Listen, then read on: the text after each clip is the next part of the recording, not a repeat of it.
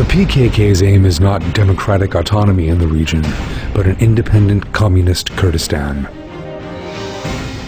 The deep states of the US and Europe have been dreaming of an independent Kurdistan in the Middle East for some 100 years. The state of which they dream will be a Marxist-Leninist, Stalinist dictatorship of the proletariat. In order for this plan to work, the Southeast needs to be split away from our country. The PKK, a communist terror organization, is a group used by these secret states for that purpose, to build a Red Kurdistan in the region. The plan is obvious. Autonomy will be created in the southeast. That autonomous structure will split away from Turkey and turn into an independent communist state, including northern Iraq and northern Syria as well. That red state will swiftly be armed by all the countries of the world and become a communist dictatorship with a massive military capacity.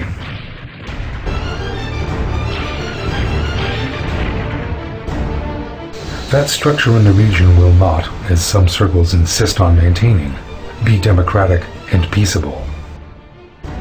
It will be a forward military base for the secret states of Europe and America.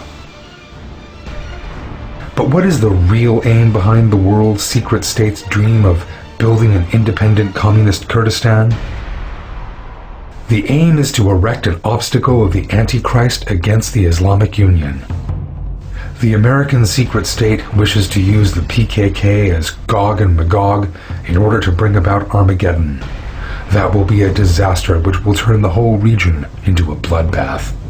The plan behind a Red Kurdistan in the Middle East is both to weaken Turkey and thus to prevent the unification of the Turkish Islamic world. Communist Kurdistan will become a wall of the Antichrist between Turkey and the Islamic world. The aim is not the protection or the liberation of the Kurds. The secret states of America and Europe are not supporting the PKK out of love for the Kurds or to protect them. They are supporting them in order to obtain a powerful ally they can use against Muslim countries in the region. It matters not one jot to these circles what situation the Kurds are in or what happens to them afterwards. As a matter of fact, they have pushed the Kurds forward many times and then abandoned them frequently in the past. They made no protest as Saddam was slaughtering the Kurds en masse. The aim behind the secret states of Europe and America's love for the Kurds is obvious. A Marxist-Leninist, Stalinist, and militarily powerful Kurdistan that will impose enormous pressure on Muslims. That red dictatorship will be used to annihilate Muslims en masse.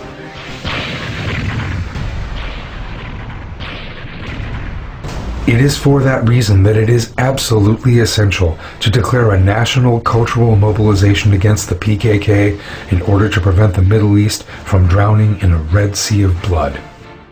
People need to know that the PKK does not represent our Kurdish brothers. The Kurds are religious, polite, and virtuous people.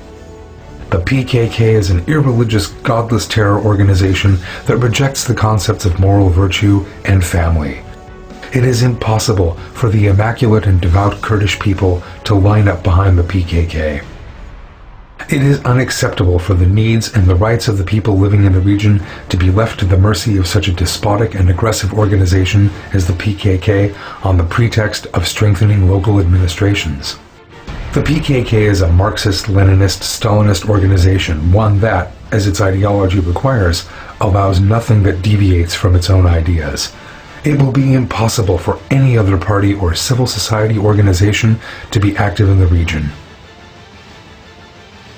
The PKK will never allow those who think differently from it the right to exist, even those who seek to earn their favor, but will ruthlessly crush them all.